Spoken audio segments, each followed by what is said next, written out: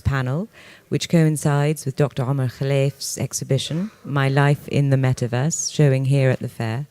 And it's this year's Gateway exhibition at Abu Dhabi Art.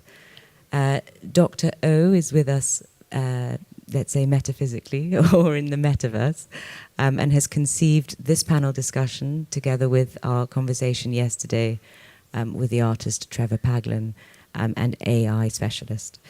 Today's panel, entitled Expanding the Metaverse, brings together 4 distinguished artists who are presenting iterations of new and ongoing work in this year's exhibition. The artists, Simon Denny, Ana Nicolaescu and Sebastian Tiew, known as Cream Projects, and Paul Heyer. We thank them for being with us for this moment in our exhibition of Gateway. It really is a seminal moment for us to be thinking about the potential future for the metaverse in the context of art. Oh, I see our panelists from yesterday are here. Hello. I'm sure we'll have interesting questions from you, from our artists today. The exhibition really looks at the sort of history and the context of digital art from an art world perspective, but also its possible futures. And it's really a great honor and privilege to have been able to invite Dr. O to curate this exhibition. We're thrilled to have had his insights. We're grateful for the commitment of our artists today, Simon Denny, Ana Nicolaescu and Sebastian Tiew and Paul Heyer. We're delighted they've travelled here to be with us and that they're here to offer us further insights into their works. The panel will begin with them speaking, and afterwards you're all invited and welcome to ask questions. Simon Denny will be entering us into his NFT world with his project .com Seance, followed by Cream Projects, who will unfold the world behind their new multi-part project, Too Many Humans. And then we'll end with Paul Heyer regarding the possibilities of paintings to expand the potential of our metaverse. Have your questions at the ready? Thank you and welcome. I invite our panelists on stage with thanks. Well, thank you so much for that very warm introduction and for hosting us all here. My name is Simon Denny, and I'm one of the panelists here. And it's such a privilege to be in dialogue and alongside all of you as well. We decided to have a decentralized panel in true spirit, reflecting one of the core claims of blockchain and cryptocurrencies, and hence the metaverse. So we're all going to give a little introduction to our own works, and then we're going to kind of see what happens after that. So I'm going to take it away first. I just want to give you a little context as to work that I've made in the past, and then some things that are in the show.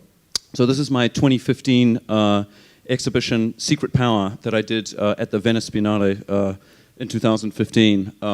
It looked at the artwork of this guy, who was the creative director of the NSA, and produced a lot of the imagery that people saw in Edward Snowden's released leaked slides. And I put that in a giant historical library that used to hold the knowledge of Venice at the heat of its powers. So that's kind of where my work kind of came from. This is the first work I made about cryptocurrencies that I made in 2016, the following year, and it looked at this guy, one of the co-founders of Ethereum, Vitalik Buterin, who started, I guess, a kind of movement that led to NFTs in a way, because most NFTs are made on the Ethereum blockchain. I also curate in the space and have curated. This is a show that I made with artists that use cryptocurrencies, so kind of an emergent metaverse art group. This has a giant bubble in the middle by Artist Collective and Architecture Collective Foam, which was inflated by the heat caused by computers that run the Ethereum network. It also had a machine in it by a French collective, Distributed Gallery, which you put money into, and it burns it and issues crypto. So it was a very dramatic entrance into art made using crypto. I also included this, which is one of the first kind of NFTs that was using the Ethereum token standard, CryptoKitties, and this was a series that became popular very early in 2018 when it almost crashed the whole network because it was so popular. You could buy and sell these little cats, and you could also breed them. So that was a very interesting first use case and kind of a proof that NFTs had something in them. And it was really interesting because early on, before people were buying them for lots of money, they were buying them for very small amounts of money actually at the time, Christie's tried to do an auction with one on a hardware wallet with a little screen on it, which sort of doesn't make any sense now, but is an interesting sort of prehistory of the buying and selling of crypto art. But I was lucky enough to start a conversation when I showed that piece. Actually, we showed this little hardware wallet in that exhibition and a sort of reconstruction of that sale inside a giant bubble. I kept a conversation going with the guy who drew the cats, a fantastic artist by the name of Guille Twardowski, who's based in Vancouver, originally from Brazil. And we conceived of a project together called .com Seance because I started to think about the history of the internet and how often we talk a lot about the future and the present, but not so much about the past. And I thought that, I was reading a lot about companies that had died in the 2001 crash, the end of the first wave of the internet commercial bubble. And how similar they sounded to contemporary companies that were coming to being in the crypto world. So I looked at companies like cashwars.com, which was an online role-playing game which was awarded winners money, which sounded a lot like a crypto game to me. And I decided to try and resurrect them with Guille. So this, and here's another one, third voice, but I'll go back. So this is the original logo of Cash Wars from 1999. This rather faded out view is an example of what an AI produced when we kind of wrote a description of the company into it. So as you'll probably know from listening to Trevor and Kate's talk yesterday, AI's predictive future is always based on the past and a very selective past of images. So it was interesting to see what the past, the kind of archive produced describing its own self, let's say. And then Guille produced an image that riffed off this AI-produced image. And we sold them as kind of groups of owners. This is Third Voice, the other another of the companies that we resurrected. It's a platform, or it was a platform, that allowed users to leave virtual sticky notes on any website that died also in 2001. Here's the original logo, there's the AI one, and there's the one that Guille did in response to the AI. And we sold a bunch of the automated generated ones, and we sold Guille's ones as a way of staking a claim in a resurrection of the company. So if you owned an asset, you were part of the new company. And this is what is in, here we go, yeah. Here's a little explainer video and another couple of those assets. This is what's on show. Here's Funbug, yeah. This is what's on show in Omar's beautifully curated show. And in this time, I kind of thought of how to translate this into different contexts. So here we printed digital prints of the assets themselves and kind of put them out in versions of a kind of a painterly format. This is a version showing at the moment in the Maxi Museum in Rome, and this is one showing in the Kunsthaus Charlottenburg. And they all came with various different interpretations. We've also got one right now going on in London, in an advertising space in the middle of London, where these things are, I guess, resurrected in a sort of a giant billboard-like way. You can sort of go there. Oh, this is the launch, where's me and Guille and another collaborator are sitting there at the launch. You can kind of go and look at the sort of mausoleum to resurrected companies in London. I think I'll stop there. I'm going to skip through a whole bunch of things that I was going to talk about, but I won't, because I think we should speak next about Cream projects. Thank you. Thanks all for being here. So let's start. So Too Many Humans is a work that we started producing really as a response to the kind of corporate reconceiving of the metaverse. More specifically, this image right here, which is an image of Horizon Worlds that Meta put forward in the press. As you can see, their metaverse is glossy, shiny, Disney lights, happy people everywhere. And really what we want to talk about today in the context of the work and the metaverse at large is to really get you all to think about the metaverse really as just an image. That's all it is right now. It's a surface that does two things. It kind of seduces people into going into a space and kind of extracts a lot of capital in the meantime. And of course, we all know by now that this image, along with all the promotional videos, were pure visual effects gymnastics. There were no game mechanics whatsoever that built this image. The reality of it is a shadowless world with people without legs. And you can see them all happy here, but again, as we know in the kind of promotional videos, the kind of marketing strategy is to say that, hey, come here to the space to work. But we really want to talk about another reality, which is the reality as it is today, and again, to get you to think about the metaverse as it's happening today. And it's happening in the most mundane of spaces, and it's wired through the most mundane kind of digital kind of devices, phones, cameras, computer screens. So, on the image on the left, we see an office space. Remote work is going on there, but the office space is still dusty, the eternal dust. It needs to be cleaned. In the middle, you see a photographer and his 360 Matterport camera, which is a camera that kind of scans spaces rather than takes photographs.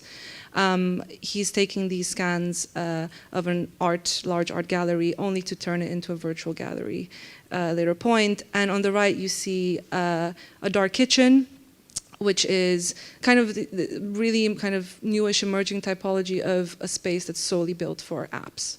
And you see a kind of driver coming to pick up food. So with these 3 episodes, we're really trying to kind of peel off that surface and kind of bring more visibility, let's say, to a metaverse that's already happening. And today we're going to talk about, let's say, these spaces, the real spaces, the bodies that occupy them, and also a bit about storytelling and resolution and game tools. And Seb will take you through.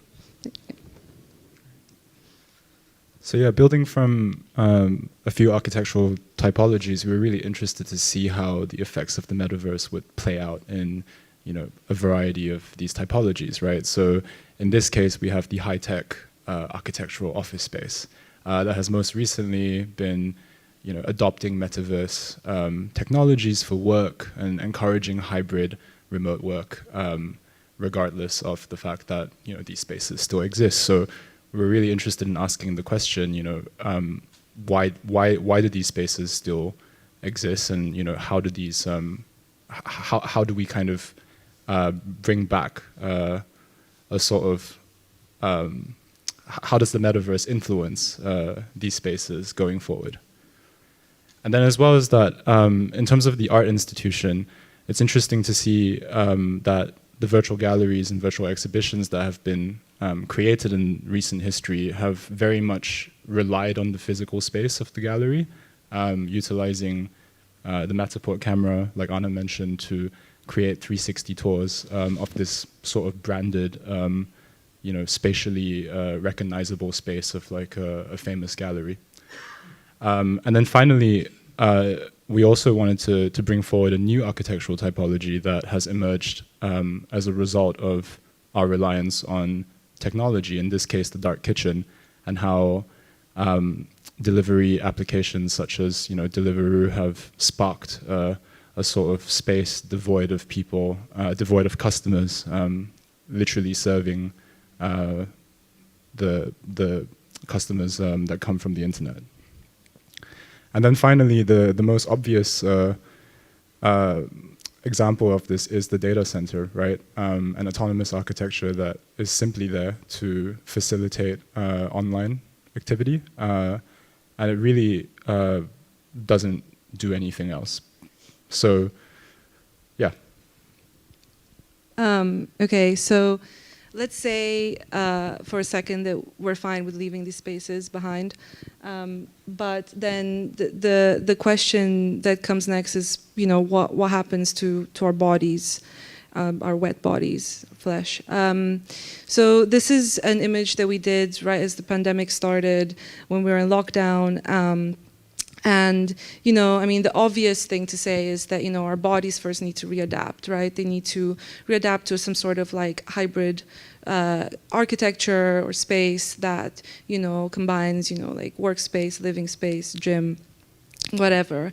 And in the process, you know, all these spaces that get left behind, at first, you know, we might think, oh, they're empty. But actually, you know, particularly with the pandemic, we've seen that, you know, we've left traces of ourselves behind, even if it's a plant or a pen or, you know, objects that once belonged to us. And going further, we really wanted to talk, especially about Nadim, the photographer, the 360 photographer, because this episode tries to unpack this new relationship that, you know, a photographer might have with this kind of, you know, new type of kind of Frankenstein camera, and how, you know, the roles really get inverted, and you know, the camera, if anything, is kind of like this, you know, even more of a technical object than it is right now. And, you know, the photographer is also some type of apparatus that just clicks on a button and just waits and waits and waits for the room to be scanned. And more urgently, you know, with the kind of new typology of labor with the Deliveroo, or like, yeah, drivers, what's really interesting about this is that we really feel like they also kind of become avatars, right? They're kind of anonymous. They're like branded, anonymous kind of bodies, you know, hidden behind these helmets. And okay, so like we really wanted to talk about representation and maybe offer a few of you some references that we found really helpful when we were thinking about this work, and, you know, to really think about these notions of labor and you know, how you tell stories about the present moment. So this is Jeff Wall, and why this is important is because we're looking at Barcelona Pavilion, which is like the iconic modernist building that, you know, needs to be cleaned. And what's interesting about that is that at the time, you know, modernism, or like these buildings, really were the new shiny places that had to be inhabited. But because of that shininess, you know, that always had to be maintained and cleaned. And another reference that is very, very important to us, and, you know, is really influential to how we thought about this, is Harun Faraki's Workers Leaving the Factory in 11 Decades. And we really wanted to bring this up because it's a really important work that kind of tried to survey the images of labor as they're coming through in documentary film, cinema, artist film, etc. And the whole point of that was to survey or pinpoint exactly when these images stopped being seen by the lens. And, you know, we think that with this work, we're really trying to, really thinking about, you know, pointing the camera, of course, a virtual one, at this in the context of the metaverse. So yeah, speaking of visibility and resolution, we're really fascinated by using the tools that very much make up the way in which corporations think about the metaverse, right? So what are these tools? They're game engines, motion capture processes, and of course high fidelity avatars.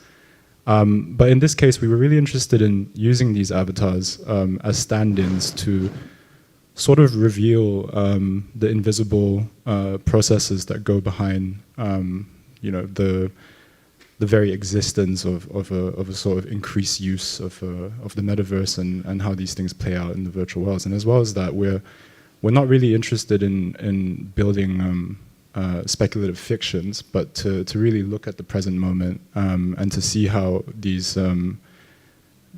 conditions could be revealed through the language of the virtual worlds itself. As well as that, the avatars that come despite their high fidelity and photorealism, they're still the result of a series of computational processes, such as like inverse kinematics that try and resolve the way in which a human body moves. And that basically just comes down to the fact that this is not really exactly how things work physically, and that we still have to somewhat interpret and find a solution around translating real motion onto these avatars. And speaking of motion capture, I think there's something really interesting about the feedback loops that happen between the virtual and the real, right? So in this case, a motion capture studio, we can see that the physical spaces that are built to essentially facilitate a sort of virtual experience are reduced to basic forms, and that these forms then try and inform the virtual landscapes that these characters are inhabiting. So just to go back to the episodes, this work is really about trying to use those same tools to bring some, or even to hijack them, to bring some sort of visibility to the kind of like present implications and consequences of these technologies as they are right now. And the exercise really was and is to bring as much resolution as possible and to kind of reappropriate those tools. And in MD, the Deliveroo driver, he still has legs, he has shadows, there's steam coming out of the kitchen, there's sad techno playing in the background, but there's still certain things that are a bit off. The burger never gets cooked, it never leaves the counter, and at the end of the day, it's all texture. So we're gonna end on that and pass it over to. Oh, you need this. Thank you.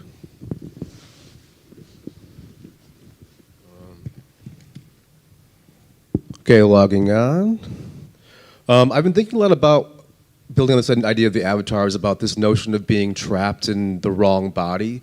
And that's something that we've been exposed to a lot as kids. Like here's Spirited Away, where the prince is trapped in the body of this dragon. Here's a still from The Last Unicorn, where this girl is actually a unicorn who's trapped in this body of a girl. And nowadays, I think it's like more common to hear people talking about that. Here's here she is as a unicorn, of course. And then this notion of like the furry culture is becoming more and more common. This is from a furry convention in Chicago, where I'm from. And it's surprising how many people feel like this is their true self and who feel more comfortable in this form, and how the lines between their kind of like lived human lives and their furry selves are becoming increasingly blurred, and how much more common that's becoming. And one of the ways it's going to manifest is in this idea of the metaverse. And here you have people who are dressed as like a banana, and this kind of princess person again, where people are really willing to move away from a strict kind of human form. And I think that's like a really interesting place for us to kind of like live in this moment now. It's a real juncture. Here's a kind of avatar from, I think this is from VR chat, so it's still kind of humanoid. But we're entering a moment where the possibilities are truly endless, and you can kind of be whoever you want to be. And the questions that go along with that are also endless, with the responsibilities. So here's a painting that I made that's in the show. It's called I Am the Sky. And it's a kind of prompt for the viewer to think about who they are and what they are, to put them in a kind of place of absolute possibility and release from their normal identity and kind of like give up and like float out into some kind of void. It's a kind of almost like Buddhist mantra where you're kind of repeating something until it loses all meaning. And I put it next to this Lucia, this Fontana because it's a kind of inversion of that, where he's kind of puncturing the surface, pointing to some kind of infinite universe, the infinite unknown, and nowadays we're kind of trying to like build something instead. So here's two other iterations of the same painting. And this is a Kusama room, obviously, and this is kind of the same idea where she's trying to have you obliterate the self. You enter this room, and you're kind of like atomized in a way, and once you're atomized, then it's like kind of like you can put yourself back together. It's kind of like participating in the Big Bang, where everything is kind of being destroyed, and then it can be like re-put back together. And I think that's like an interesting place for us to kind of reside. Here's a Stingel silver room, which I consider a painting. And here what we have is like the audience their identity is kind of being obliterated by the silver, but also reflected back. It's kind of like being reinforced and obliterated at the same time. And then people are adding to the painting kind of in this kind of like almost like social media feedback loop. And then I kind of want to talk about this notion of like meme culture. And here's a meme that came out probably like maybe 2 years ago, and it's, you know, rain be like,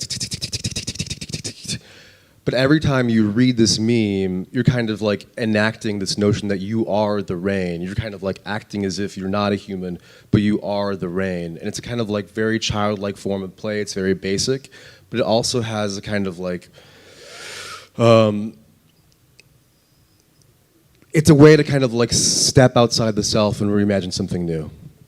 And here this kind of became popular during the pandemic too. This is this guy, Jordan Firstman, who's a kind of online comedian who I actually think is kind of annoying, but he does his impressions as these kind of objects. So like as banana bread, money that's being donated, and it went viral, people loved it.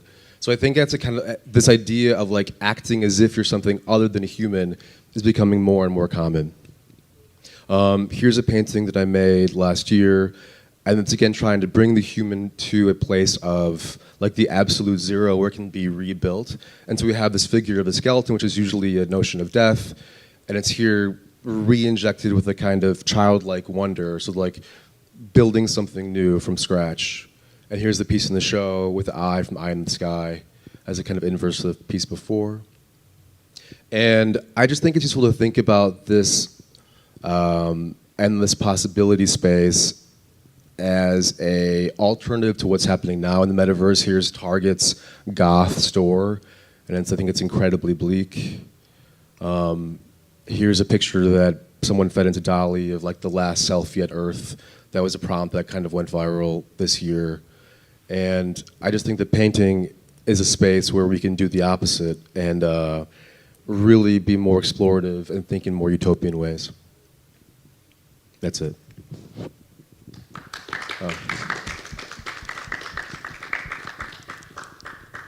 That's so great. Like maybe in the interest of decentralized moderation, we can open up to the community here in the room. Is there any questions for any of us, or all of us, or none of us? Responses, thoughts? Oh yeah, over there.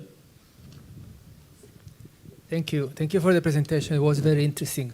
I have a question regarding the artificial intelligence. How do you see this new trend affecting the art practice? And how do you think that the artists can use this new technology, not necessarily as a trend, but to incorporate in their work?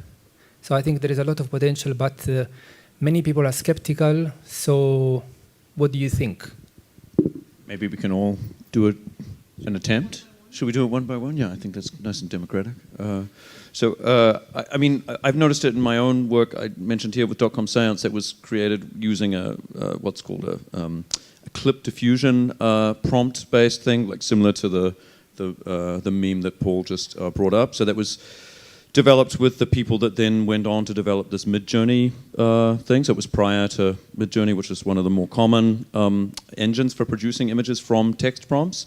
And it's really interesting because I watched all of my artist friends who like to follow the development of these types of things get very excited, and all of a sudden they were thinking about language in a completely different way because they were composing using prompts, and you know they were spending all day like rearranging words to see what would kind of happen out of this engine. And I mean, I don't know if you are fortunate enough to attend the talk yesterday with Trevor and Kate, but they think a lot of critically about what trains these, what images go into making these and who decides which images inform these things.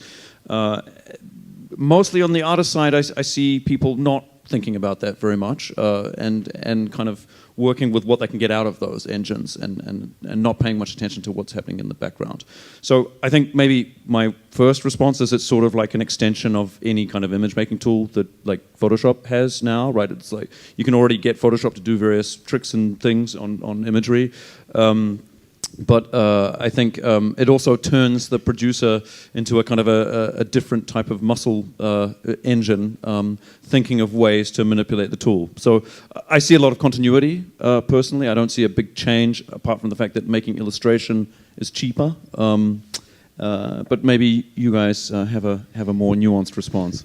No, but I think, at the end of the day, completely agree, but then it's a matter of control and being aware, right? Because even with things are closer to us, like motion capture. I mean, a lot of those algorithms and a lot of those actions and a lot of the cleaning that happens after the fact is powered by certain data sets. So it's a matter of, what I find interesting is that it's a matter of being aware that these things are already, ingrained at the core of what you do.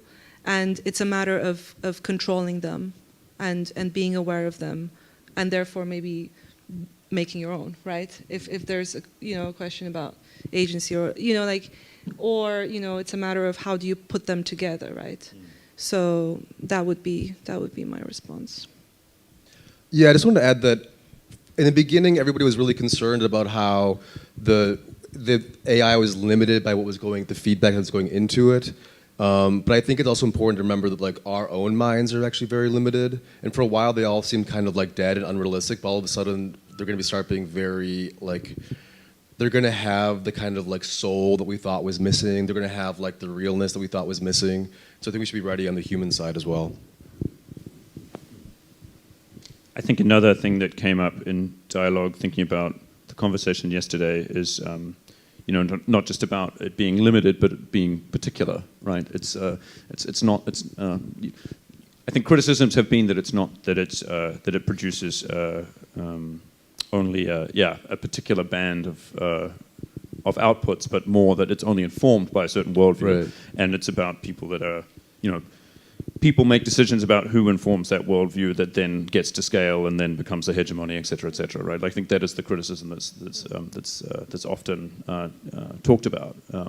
Also, I think something else that comes up really interestingly with that whole world is about ownership, and I think, NFTs are interesting anyway with ownership because it's all about being able to index and sell things that were previously a kind of commons, right? You can use digital images very easily in the past, and now you can buy and sell them and use them, which is an interesting kind of state of affairs. But I know other artists working on projects kind of trace the index of creative work and think about ownership when, do you own a prompt? Do you own an output? It's interesting to see the legal formations around these companies that then produce these images, which often give the outputs full ownership to the user.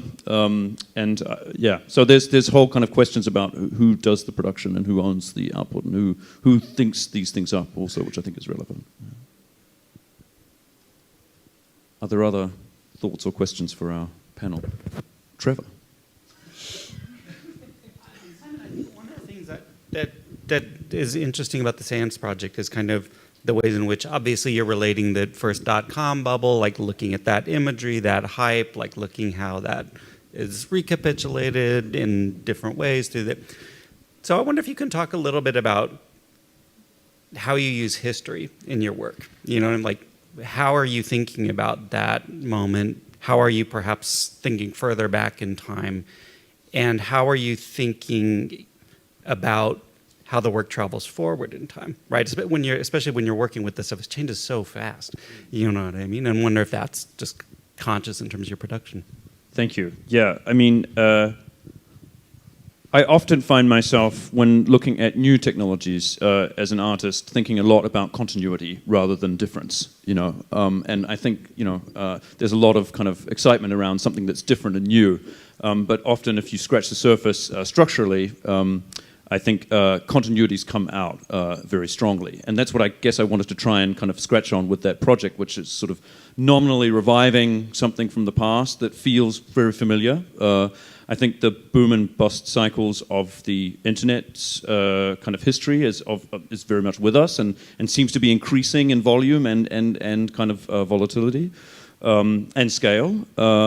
But I guess that's also something that is a longer history of capitalism in general, right? Or ways of commercial culture from a longer time. So I guess I thought of working with something that, as I mentioned before, I thought of as a kind of a self-archived history of the internet and people that make it, which are these kind of prompted image producers. I thought the idea of feeding back the imaginary of the past of the internet back into itself, but then bringing it into dialogue with these new infrastructures was a way to sort of confuse and collapse that sense of linear history as well. Yeah, I mean, I'm not even sure what it does. I mean, these companies, they are dead and gone, and there have been various people that have bought groups of sets of these assets and actually tried to build a new company on top of it using it as the platform, which is really kind of an amazing, weird shadow, which I hoped would happen, right? People talk a lot in the Web3 art world about DAOs, like groups of decentralized autonomous organizations.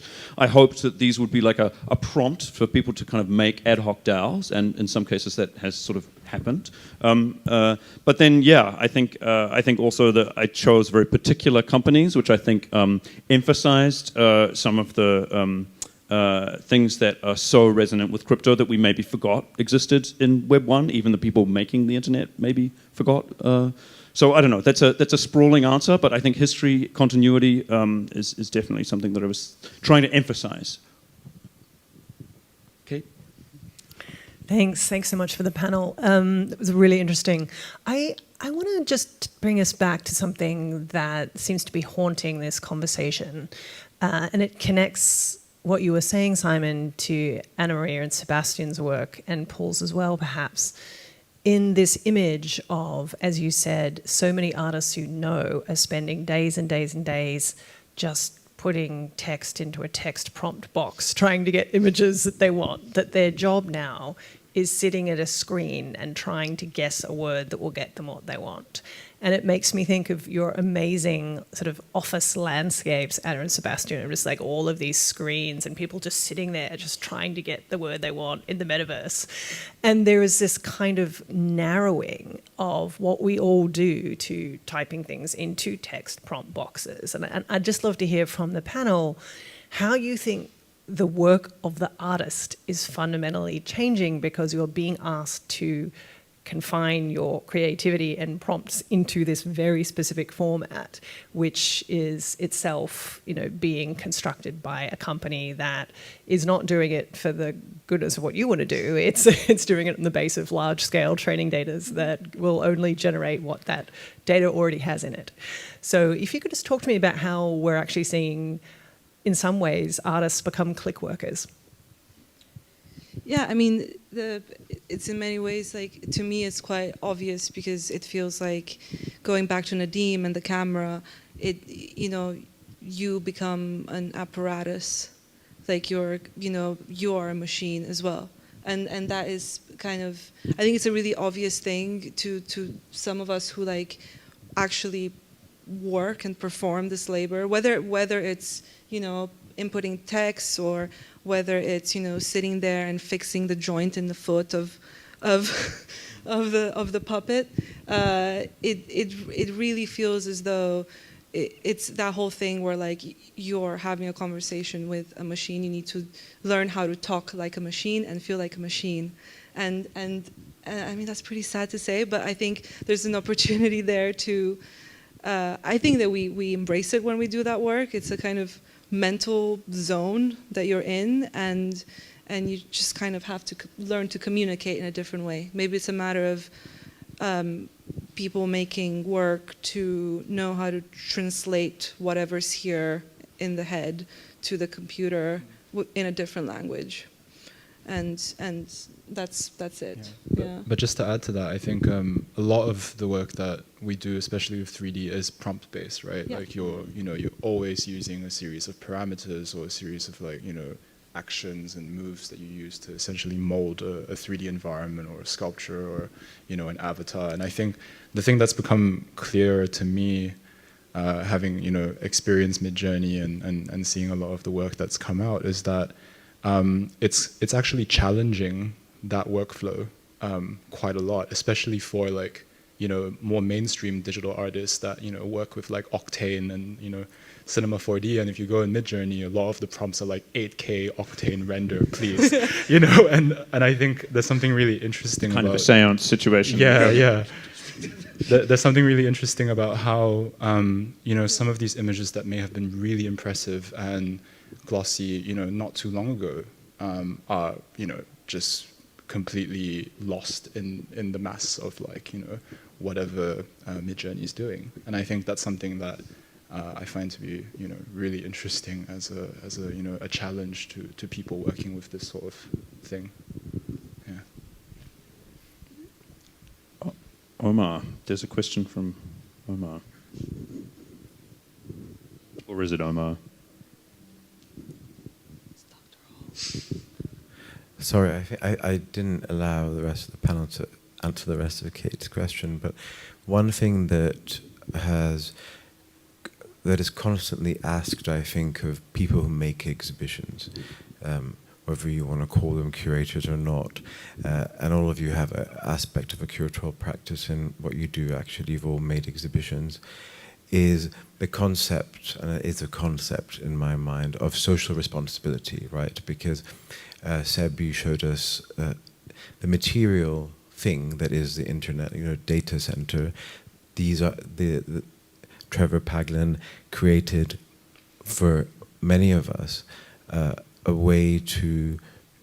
He gave a visual language to this thing, whether it's through cables underwater, juxtaposed against quotidian landscapes, or whether it's literally thinking through how machines develop a sense of sight.